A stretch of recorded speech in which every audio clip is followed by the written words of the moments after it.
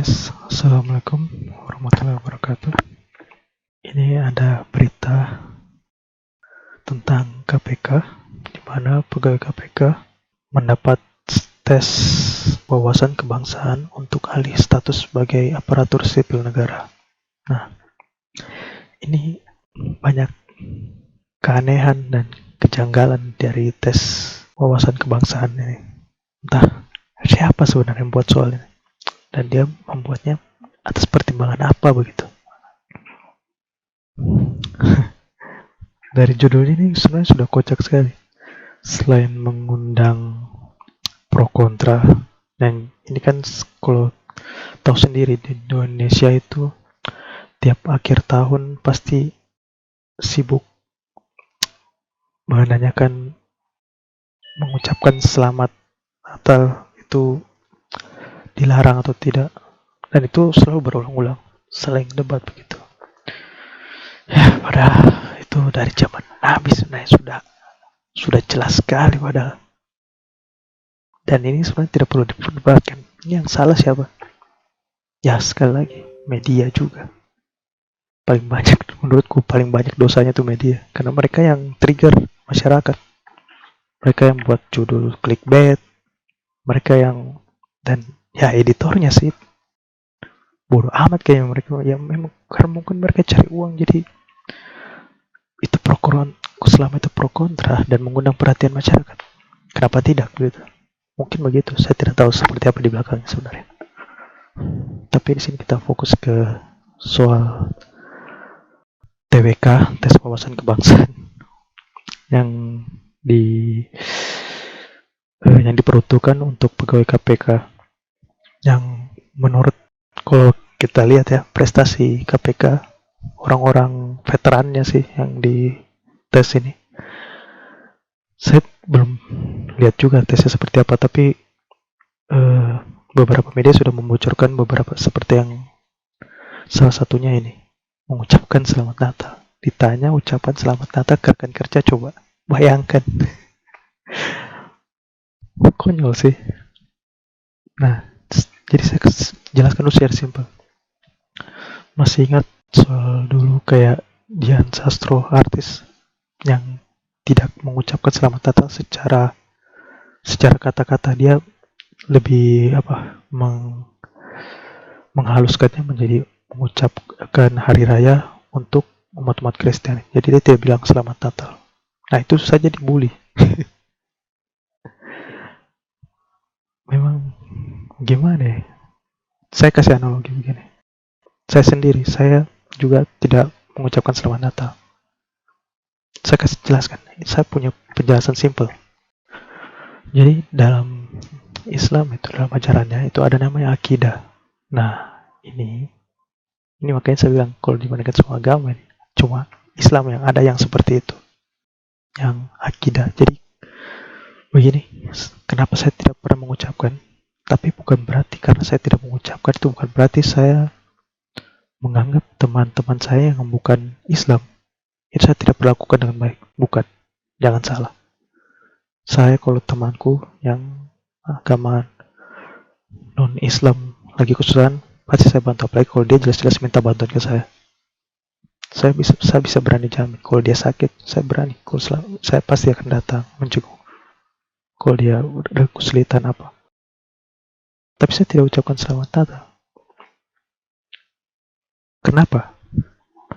Karena saya merasa saat kau mempunyai agama dan kau sangat yakin seperti ini. Jadi saya merasa Islam itu paling benar. Sama seperti agama lain, pasti kalian juga merasa begitu kan? Pasti merasa ini, kalau kau Kristen, kau pasti tidak, ini agama kau paling benar. Nah, kayak begitu. Jadi karena saya merasa agama kau benar, saya berharap, sebaliknya saya berharap, saya doakan supaya dapat hidayah kayak begitu. Karena menurutku, selain itu, tapi meskipun saya tahu, bukan berarti saya tidak menghargai perbedaan. Jangan salah, bukan berarti. Ini soal akidah kayak begitu. Perbedaan itu pasti ada, dan kita seperti kita tahu agama itu tidak bisa dipaksakan. Nah, ini Bedanya Islam itu diatur secara khusus, dan itu ada yang yang seperti saya bilang tadi, akidah itu yang betul-betul unik. Dan meskipun, jadi sebenarnya ada penjelasan panjangnya kenapa tidak boleh, karena ya, saya tidak bisa jelaskan secara rinci sih, tapi kalau kalian paham maksudku, bukan berarti saya tidak menghargai teman-teman saya yang bukan Islam. Saya sangat hargai. Jadi gimana ya? Coba saya kasih kau contoh begini. Misalnya, kalau saya ucapkan selamat Natal, tapi misalnya kau kena musibah. Pas kau kena musibah, saya cuma pas kau ada hari raya Natal saya ucapkan, pas kau minta bantuan, saya tidak bantu kau. Terus kau lebih pilih mana? Saya yang tidak pernah mengucap selamat Natal, tapi pas kau butuh bantuan saya selalu ada, atau orang yang tidak bisa cuma ya ucapkan, saya sekedar mengucap tapi membantu tidak, tapi saya tidak memanusiakan kau. Kau lebih pilih mana? Kayak begitu. Makanya ini konyol sih menurutku. Maksudku ya simpel. Jadi saya cuma mengikuti apa yang dilakukan Nabi Muhammad. Nabi Muhammad tidak pernah mengucapkan, tapi dia selalu berbuat baik kepada orang yang non-Islam. Selalu. Selalu. Banyak kisah-kisahnya, kayak ke pengemis, ada yang orang buta, yang Yahudi, yang itu orang Yahudi buta, dia selalu hujat Nabi Muhammad. Tapi Nabi Muhammad selalu kasih dia makan. Dan Nabi Muhammad tidak pernah sekalipun bilang kalau dia mengaku kalau dia itu Nabi Muhammad ke dia. Selama dia kasih makan itu, ya, orang buta yang Yahudi itu selalu menghujat. Dia selalu, dan dia berterima kasih kepada orang yang memberi kasih makan, padahal dia tidak tahu kalau itu Nabi Muhammad. Itu adalah orang yang dia selalu hujat. Dia tidak tahu. Tapi Nabi Muhammad tidak pernah merasa kayak jengkel, tidak. Dia selalu berbuat baik, dia selalu kasih makan, dia selalu hampir. Nah, jadi seperti itu, simple. Karena tidak mengucapkan bukan berarti tidak bisa baik dong. Saya bisa berteman, saya bisa main game sama-sama, saya bisa berbisnis, saya bisa mengerjakan proyek sama-sama, bisa banyak hal yang bisa dilakukan. Saling belajar satu sama lain. Misal kayak bahas apa begitu, bahas pelajaran, ilmu. Jadi ini ya cuma soal akidah, tidak perlu dibesar-besarkan. Makanya media sih yang bikin kita pecah, makin mempermasalahkan hal yang tidak penting. Mungkin channel YouTube yang kalian nonton paling unfaedah mungkin ya, tapi saya termasuk orang yang ngerasa melihat hal seperti ini. Dan ini kalian juga video yang tidak mungkin viral lah.